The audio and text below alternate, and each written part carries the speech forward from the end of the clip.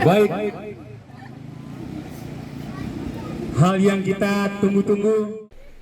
Syedaralun, hari pertama pelaksanaan Lomba Arung Jeram Pora ke-14 yang berlangsung di Wahana Lestari Adventure Dusun Pantelua, Gampong Mane, Kecamatan Mane Pidi, pada Kamis 17 Desember 2022, kontingen Aceh Tengah berhasil menyabet medali emas pada nomor sprint putra.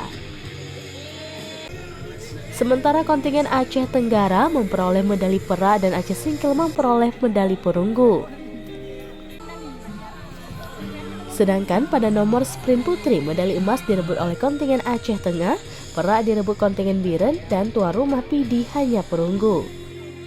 Ketua Teknikal Delegate Cabur Arung Jeram yang juga Ketua Pengurus Provinsi Federasi Arung Jeram seluruh Indonesia Aceh, Hasbullah Ismail Hasan Eshud kepada Seramnews.com pada Rabu 18 Desember 2022 mengatakan, dalam Lomba Arung Jeram Pora ke-14 tahun 2022 ini diikuti oleh 105 atlet dari 12 kabupaten kota.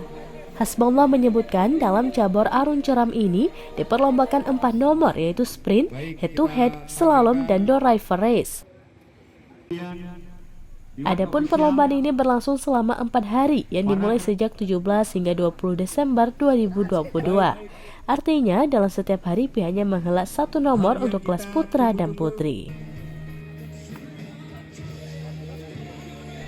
Dari PD, Idris Ismail, Seramnews.com.